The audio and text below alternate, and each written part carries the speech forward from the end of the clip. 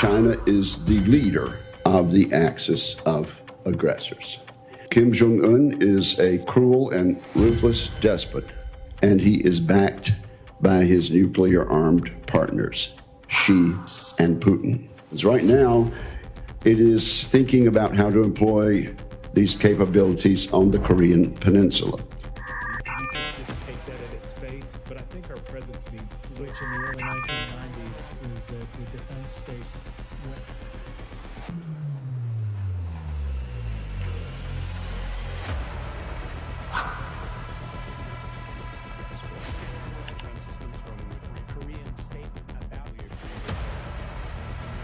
That continued progress has continued into the Lee administration as it was in the Yoon administration and out.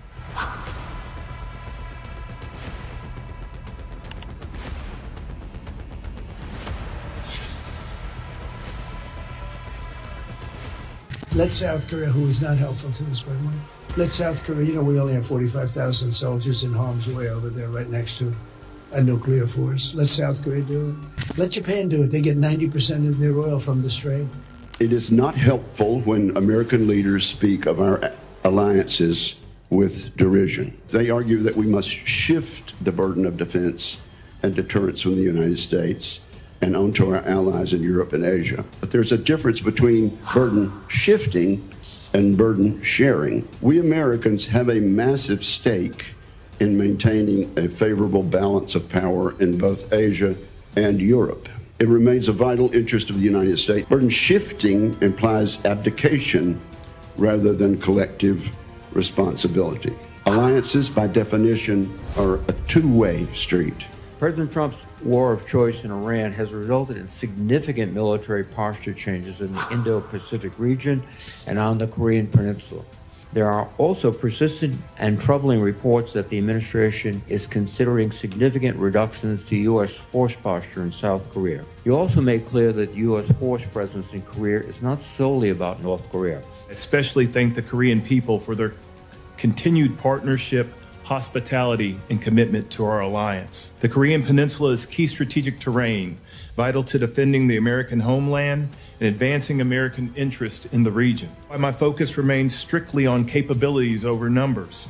While our presence is a baseline, it's imperative that we maintain focus on the precise capabilities that must be resident on the peninsula. And in South Korea, we also had a very good meeting with the Lee administration. President Lee was very focused on reaching the transfer of OPCOM by the end of his administration, which is very supportive of Taiwan and would like to see.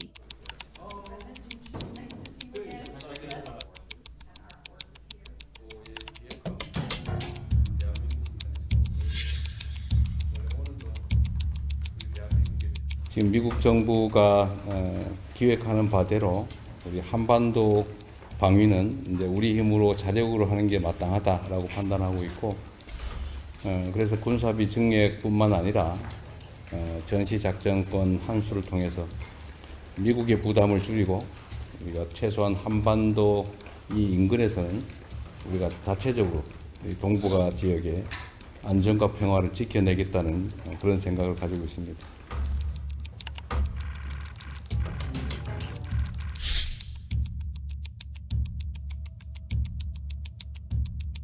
철통 같은 한미 동맹이야말로 한반도 평화와 안정의 필수 요소인 건 맞습니다. 그러나 과도한 의존은 금물입니다. 전시 작전 통제권 회복은 조속하게 추진될 것입니다. You talked about the importance of capabilities versus capacity, which was a point that we made to him as well. We need to continue to provide for the foreseeable future. When we look at the things that we provide right now, there's no true analog to critical but more limited in Hangul. We're involved in conversations about this wartime OPCON and that it's a conditions-based transfer. I can't give you an answer on that right now, ma'am, because we have to continue to work to ensure that political expediency doesn't outpace the conditions.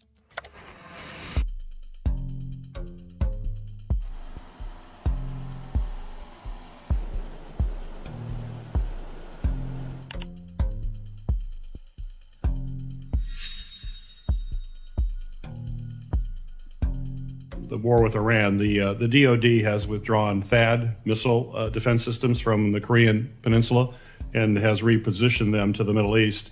This move was opposed by the Korean government, in part because they believe that it basically weakened the deterrence against North Korea. We've not moved any THAAD systems. So THAAD still remains on the peninsula currently. We are sending munitions forward, and those are sitting right now waiting to move. There were previous moves where radars were taken forward. This was in advance of Midnight Hammer. And you expect them to remain there? Sir? And you expect them to remain there? Yes, Senator, we do. We moved them around. I think that's what got into the information space. Yeah, I was dynamically moving those around so that I could then sequence them into Osan Air Base to prepare them to move the munitions. And that caused a big kerfluffle on the peninsula.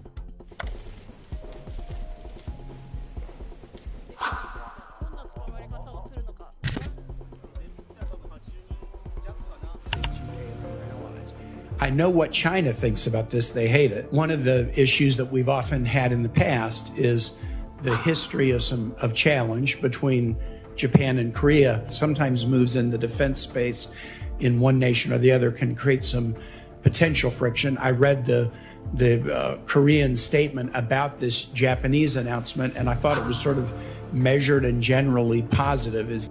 I'll say that the trilateral cooperation between the United States, the Republic of Korea, and Japan continues to be on an upward trajectory.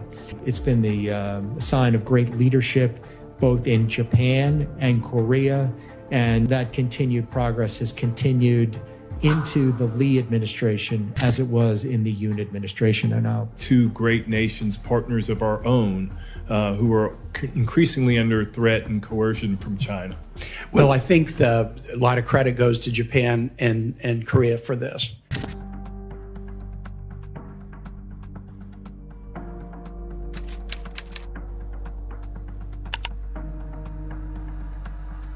Politically, KJU is firmly in his seat. Through intelligence, what we find is less communication south with the government in Korea. There are no overtures toward peace from the north to the south, and we see increasing hardness, if you will, in terms of that relation. Every overture is rebuffed, and there are no more outreaches from the north to the south. The operational level, what they're finding is they're learning to become far more accurate with their employment of their fires. I think that's a thing when you see that Seoul sits some 60 miles south of the DMZ. I think this is something we really need to sit up and pay attention to.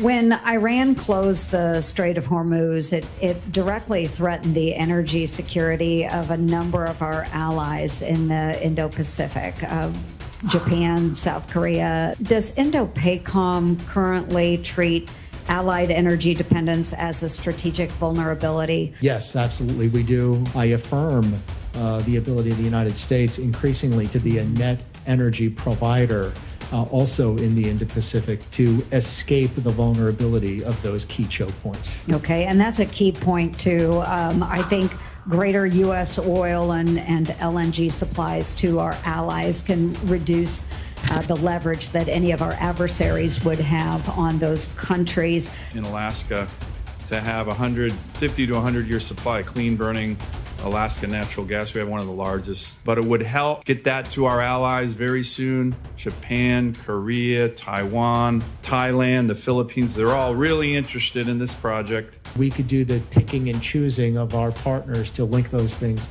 All those would be greatly enhancing for security in the Indo-Pacific. So this project would literally be like a virtual pipeline to Japan and Korea. You couldn't touch it. And it would power economies, be a game changer.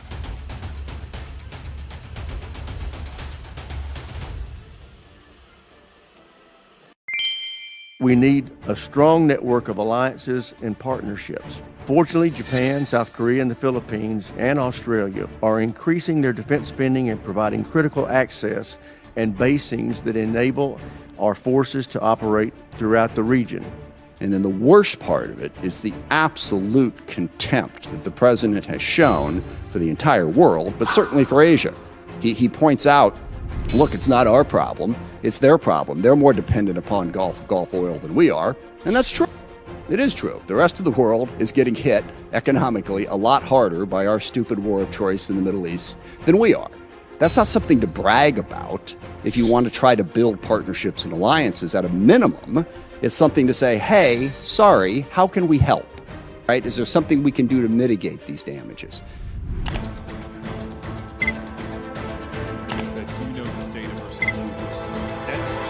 Is that the war in Iran has undermined every single one of those goals that we just laid out. Obviously, we are expending a lot of munitions and a lot of capability there. And then an even bigger problem, to my mind, is how this has impacted our partnerships and alliances.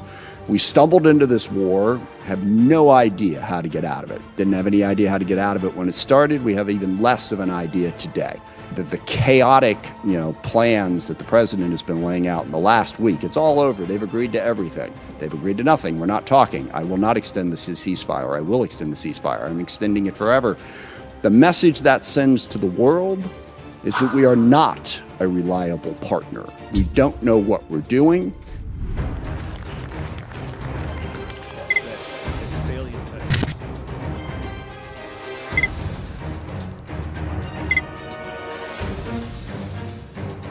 North Korea's advancing cyber, nuclear, and missile arsenals threaten both South Korea and the U.S. homeland. Therefore, I'm encouraged that South Korea is demonstrating a clear commitment to taking on significantly greater responsibility for its own defense. But that progress must not be undermined by a premature reduction of U.S. forces from the peninsula or a premature transition of wartime operational control. Their continued modernization of their forces allow us to do other things. With OPCON transfer, what we're looking at is maybe taking a look westward while also providing critical but more limited support to the North Korea mission. The United States and South Korea agreed to a conditions-related capabilities security environment, and that it must be met before wartime operational control can be transferred to South Korea. How's it going? I'll give you more detail in closed based on some of the critical capabilities that need to be discussed. But I would say that right now we've delivered to OSW a roadmap which will get us there not later than second quarter of FY29. We stand based on the continued investments by the Republic of Korea in their defense, really an uplift of about 8.5% in their defense spending over the next 3 FY. I think that we're in a good position, but there's still more work to be done. We keep in the fore of our mind is that until those conditions are met, we do not need to be premature in transferring that operational control. Just follow up a little bit about sort of South Korean capability to meet the threat from North Korea. If you could give a few more details about it. We talked a little bit about some of the logistical challenges. I mean, aside from just having the forces and the munitions, being able to organize, how do you assess South Korea's capability and how critical it is that we continue to partner with them? That I look at is when you look at the 10 largest armies in the world, South Korea is one of those, and they're sitting at 5th right now. So mass has a quality all its own. So that would be reason number one as an infantry officer that I would say it's important that we continue to partner. I also think that geography plays into this as well, the centrality of Korea in the region, its ability to impose costs both in the West Sea and the East Sea. When I look at their forces, what I'm most pleased with is the continued growth of their defense industry and the potential that exists for them to accelerate so that they can secure the capabilities that are absolutely necessary for OPCON transfer. As a partner, I would consider them, and maybe it's because of where I live, the preeminent partner in the region.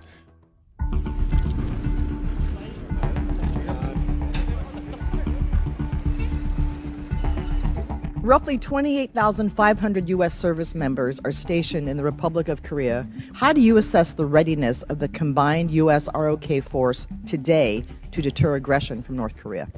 I would assess us having just exercised this formation in February as being prepared to deter. What are your thoughts on the forces within the Korean Peninsula?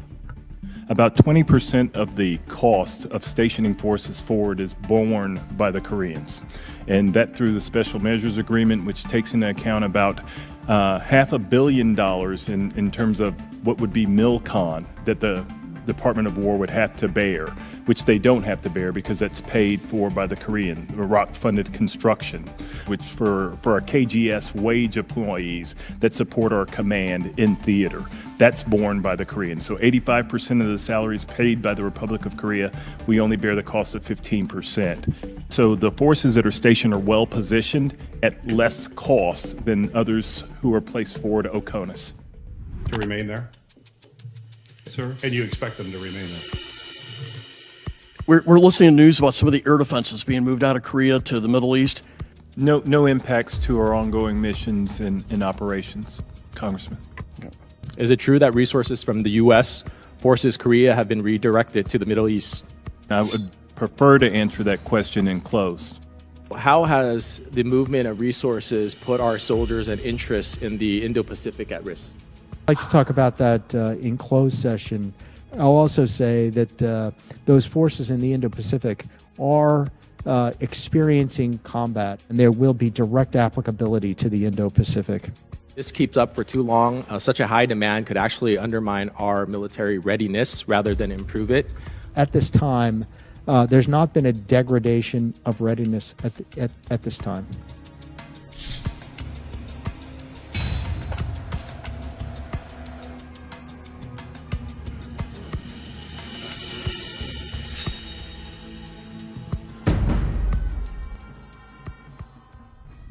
I'm one of those that have believed that China would use economic influence over direct military conflict with regard to Taiwan. What are the primary non-kinetic pathways China could use to achieve control over Taiwan short of an invasion? United front operation, information operations, to sway public opinion, to distort the truth, to separate citizens from their government. These are efforts. It's an ongoing, continuous effort. Not just in Taiwan, but all throughout the Asia Pacific, in fact, all throughout the world, on the record for that. Certain lawfare actions, a quarantine that sets new customs entities backed up by law enforcement type forces like Maritime Security Administration, China Coast Guard. These are all contingencies that we plan very deeply. How are China and Russia's relationship affecting the stability on the peninsula? If you would imagine an Oreo, and you say China's the cookie part and Russia's the other cookie part, and DPRK's in the middle. That's changed the region significantly. It's changed it by way of the way that North Korea gets materiel that they then use to pressure South Korea. The connectivity across those three nations is something that we can't belie. We've got to pay attention to this because it changes the way that North Korea acts. Always coming. Do you think the constant barrage of on-again, off-again tariffs are helping to strengthen partnerships in the Indo-Pacific? A simple yes or no. Congressman, I can speak from personal experience. Simple yes or no. What was your question? Do you think the constant barrage of on-again, off-again tariffs coming from this administration are helping to strengthen partnerships in the Indo-Pacific? Congressman, I'll say from personal It's okay.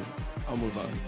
What do you think about the fact that people refer to President Trump as the taco president? He put huge tariffs on China, and then when he felt some pain at home, he gave in. The Department of War is doing everything it can to make sure our deterrence posture is in the strongest place possible. Do you think they do a sufficient job of deterring China from a military confrontation with Taiwan? Clearly, intentionally, they entirely omit any mention of Taiwan in the document. The arms sale that was announced a few months ago under this administration of $11 billion was the largest in history. You're right, it was announced. What confidence can you give us that the president won't chicken out on that as well? Sir, I think the $11 billion in arms sales speaks for itself. No, it has not been sold. It's been proposed.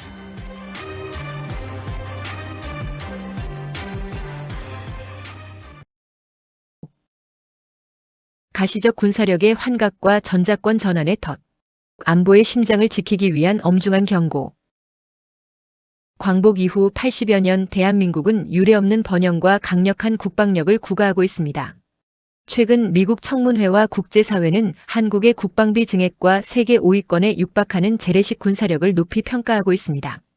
하지만 우리 국민과 위정자들은 이러한 수치상의 강함과 주가 급등이나 방산 수출 호조와 같은 경제적 성과는 안보의 본질을 가리는 연막에 불과합니다. 우리 사회는 수치상의 환각에 빠져 국가 정체성을 뒤흔드는 내부 붕괴의 징후를 간과하고 있습니다.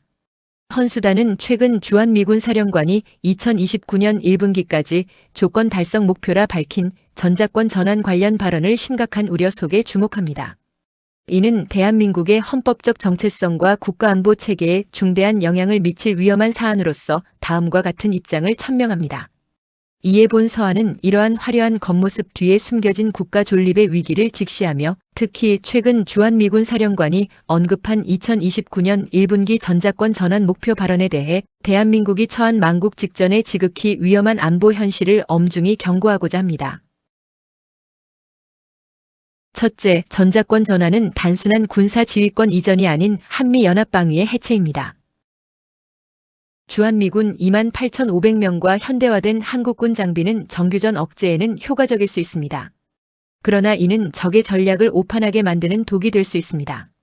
김일성 이래로 이어져 온 북한의 주체사상 기반 적화야욕은 이제 정규전이 아닌 우리 사회 내부를 무너뜨리는 비정규전과 심리전을 통해 완성을 눈앞에 두고 있습니다.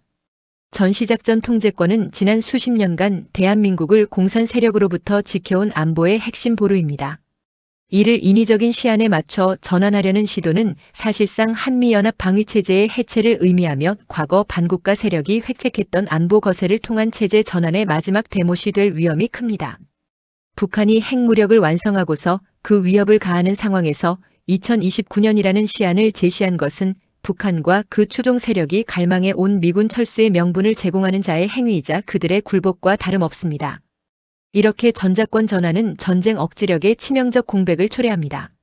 한미연합사가 주도하는 현재의 지휘체계는 세계에서 가장 강력한 전쟁 방지 기제입니다. 이를 한국군 주도로 전환하는 것은 미군의 증원 전력 전개를 불투명하게 만들고 유사시 미국의 개입 의지를 꺾는 동맹의 디커플링을 가속화할 뿐입니다. 사령관의 이번 발언이 혹여나 과거 정권의 비정규전적 압박에 의한 정치적 타협물이라면 이는 우리 국민에 대한 명백한 배신입니다. 둘째, 가시적인 무기 체계의 성장에 진행 중인 비정규전의 실체적 위험을 숨기고 있습니다.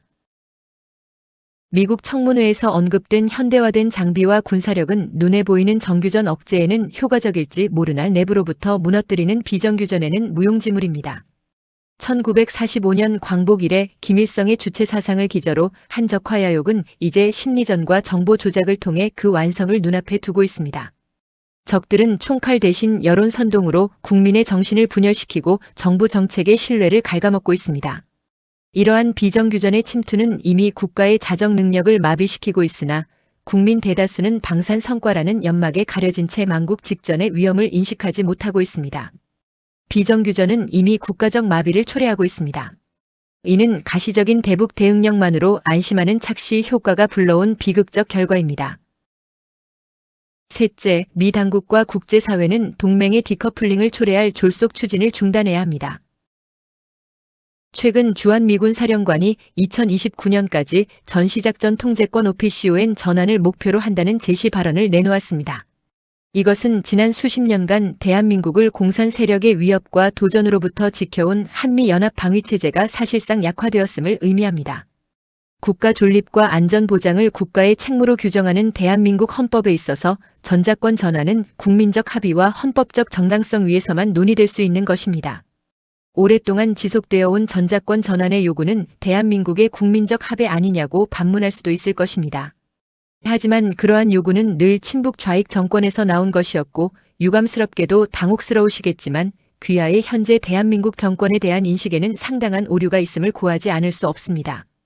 대한민국 헌법수호단은 2017년 창단 이래 80여 건의 소송과 준법 투쟁을 지속하는 근거는 2017년 3월 10일에 헌법재판소에서 있었던 대통령 박근혜에 대한 탄핵으로서의 파면 결정에는 아무런 법률 효과를 발생하지 못하여 박 대통령은 탄핵 파면되지 못하였다는 것입니다.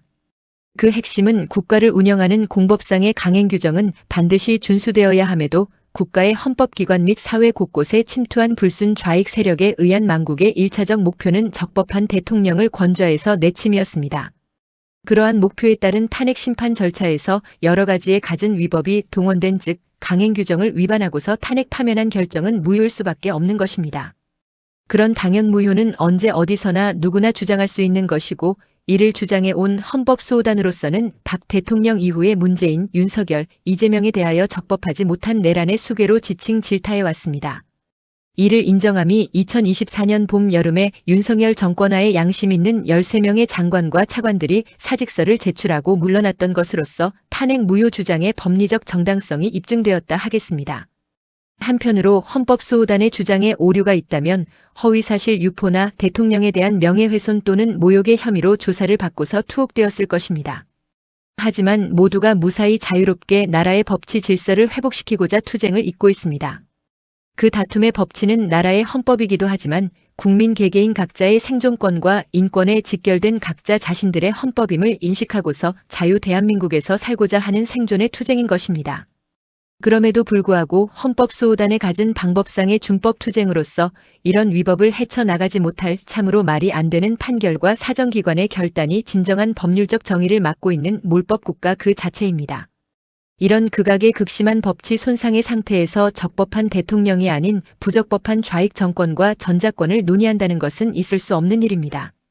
인류의 자유와 대한민국을 훔치려던 괴뢰 강도에게 문 열어주고 흉기를 주는 것과 하등에 다를 바 없는 어리석음을 범하는 것입니다. 법치 질서가 이렇게 극도로 훼손되어도 5천만 국민 중 현직 3만 3천 명의 판사, 검사, 변호사와 이외에도 1천여 명의 법학자, 대학 교수들이 있습니다. 하지만 박 대통령에 대한 탄핵은 무효였다고 주장하는 이가 없는 법 상식이 사라진 참담한 대한민국입니다. 문, 윤, 이를 잇고 있는 수괴 정권의 지속임을 모르고서 이들 정권과 정론을 나눈다는 것은 어리석음 그 자체일 수밖에 없습니다. 나라가 이 지경인데도 이를 인식하는 국민 역시 소수로서 구국의 헌법 수호에 이르지 못하고 있는 그러면서 그들 비정규전의 양상은 거의 완성의 종지부를 찍으려는 개헌의 꼼수에 박차를 가하고 있습니다.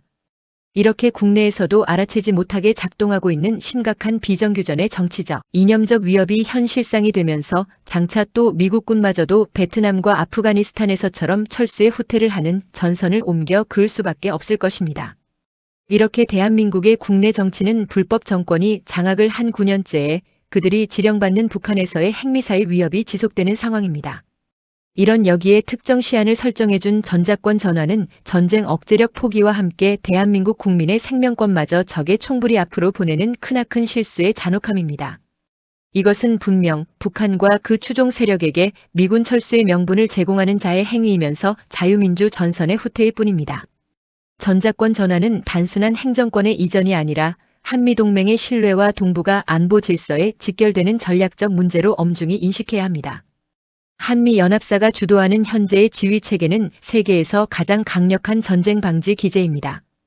이를 한국군 주도로 전환하는 것은 유사시 미국의 개입 의지를 꺾고 미증원 전력 전개를 불투명하게 만드는 동맹의 절연을 가속화할 뿐입니다.